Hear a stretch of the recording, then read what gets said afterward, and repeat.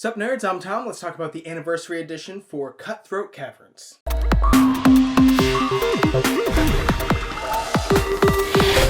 While this is the anniversary edition, I think I'm probably just going to talk about Cutthroat Caverns as a whole. I want to do a whole other video where I compare the old version of Cutthroat Caverns to this anniversary edition.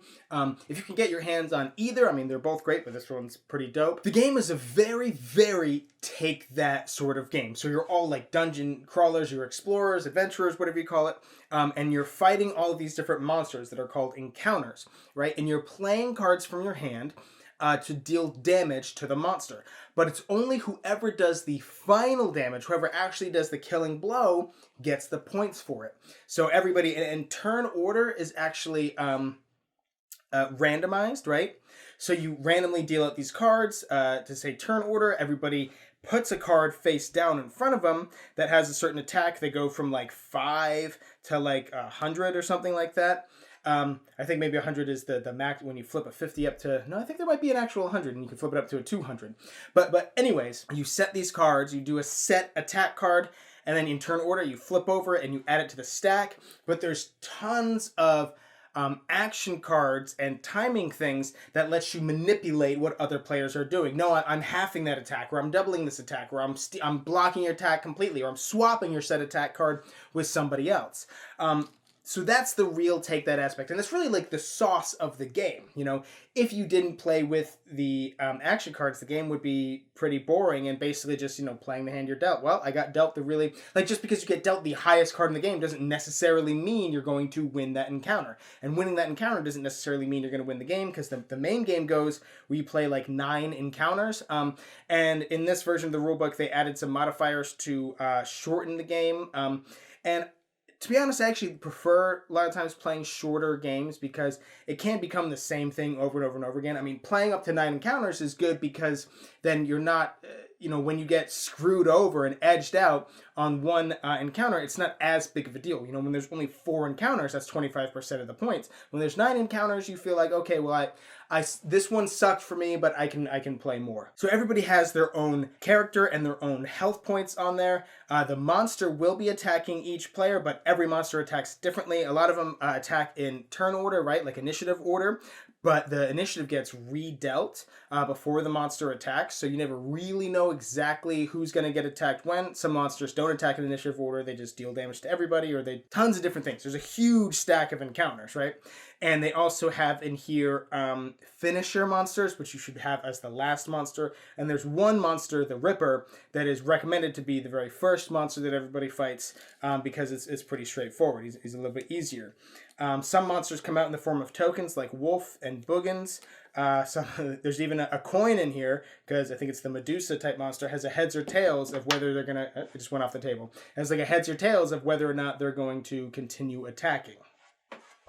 That's the nuts and bolts of the game. I mean, obviously, there's a lot more in here that I could talk about. There are, you know, some of the cards, actually, some of the attack cards have the character's picture on the bottom. So if you get dealt that attack card and you are that character, that attack is doubled for you. There are some potions or items, relics, whatever they're... No, those are relics. They're just called items, but they're like one-time... They're mostly one-time use, or some of them are static effects, but they like stay out there. They never get shuffled back into the deck. When they get discarded, they get removed from the game, which is important to note. We played once where we forgot to do that, and they kept coming back out, and we're like, wait a minute, these are way too powerful. One person getting dealt like 4 of these over the course of the game is really strong, because he used it and then got it right back. I'm like, ooh, that's... Uh-oh, I think we messed up there. And there are also relics included in this version of the game. There are other constant effects, like... almost think of them as variable player powers, but you sort of draft them in a way. And they, to be honest, they don't feel super balanced. I know this was something that was included in the second expansion for the first printing of the game. So I'm not 100% certain if this is all of them or if they just did some of them or something. But yeah, you should definitely only use these if you're like experienced with the game and you really want a wacky, crazy game of Cutthroat Caverns. The only complaints I have with the game itself is, well, 2. One, it's really backstabby. I like that. It's a very big Take That game, but Take That is such a huge portion of the game that, I enjoy it. When Take That is a very small aspect of the game, it's just a portion, it's just a splash, it feels so like, somebody just does something to you and there's nothing you can do and that just happens, and you're just screwed. But this game, you kind of go in knowing that that's what the game is going to be, so you don't feel upset, you don't get butthurt when somebody plays a card. It's just ha ha ha, don't take it that seriously anyways. That's the whole game. For some people, they're going to hate that, and I've definitely played this with a guy, with some people. One guy was just like, Tom, I fucking hate this game. I was like, I understand. Totally fine. We don't have to play it again. You can sit out the next time we play it. I totally get it, It's just not going to, for some people, it's just not going to be their thing.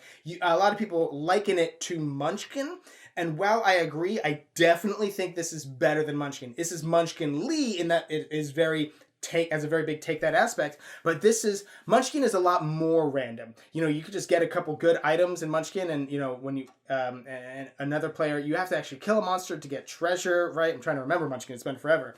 And you can only get like the really, really good items are in the treasure, so I mean it could feel really imbalanced and kind of stupid.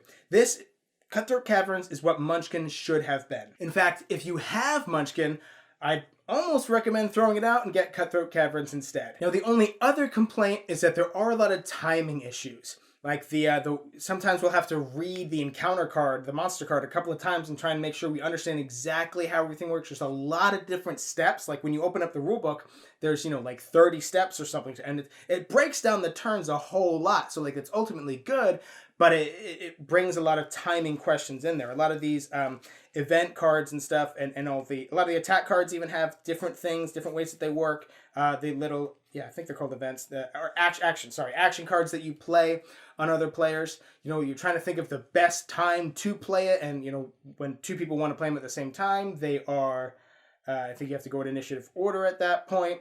But what if somebody jumps the gun and shows their hand too soon? You know what I mean? Like, it definitely takes a game, especially for newer players. And this game is kind of good for newer players. It's around the Munchkin level of experience. It's probably a little bit harder, though, because of the timing issue. So you could be like, oh, I'm going to play this card. Wait, I want to play this card after you set your attack cards. That way you can't choose because I want to swap the attack cards. Ooh, I want to play this after you reveal, but before you resolve. It's that type of thing that, experienced gamers will be able to get, but it could cause problems. If you have if you're playing with up to 6 players, and there's a couple new players mixed in there, some people could accidentally, jump the gun and show their hand a little too soon or something like that, and screw themselves over a little bit. But other than those complaints, again, admitting that it's not for everybody, and there are going to be some people who just really hate this type of game. If you're not that type of person, then I highly recommend you get this game. It's tons of fun. Again, this is what Munchkin should be. I would play this over Munchkin. I actually kind of liken it to like Cosmic Encounter, where it's chaos, but it feels like it's very controlled chaos, and you're on top of it, really. You're making the chaos happen. You can gang up on people a lot and stuff, that can happen in Cosmic Encounter too. But, it's a light and a silly enough game to where even if you feel like you just got, your ass handed to you the whole game, you still at least had a little bit of fun. But don't just target one player. Don't everybody gang up on one player and make them have a terrible time, especially if it's their first game. That's probably not a great idea. If any of what I was talking about sounds interesting to you, I'm going to put a purchase link to this game in the description box down below. Also in the description box, there's going to be a link to this awesome game topper. So I know you were looking at it saying, wow, Tom, that's a really awesome game table. Must be a custom game table. Must have cost you a fortune. No, fool. It's a game topper. It goes on top of your existing table. It's got different playmats that you can swap out they're really thick and they're stitched at the edge so they don't fray. It's got these little things here so you can hold your cards up, so you don't even have to hold your cards in your hand, so you can hold a drink in the other hand. There's cup holders and dice towers and stuff that you can put on here. I mean, I don't have any of those right now, but they are a thing. I highly recommend. Not only should you get this game, but you should play this game on a game topper. Link in the description box down below. While you're down there, don't forget to subscribe to our channel so you'll never be bored. Ba-boom!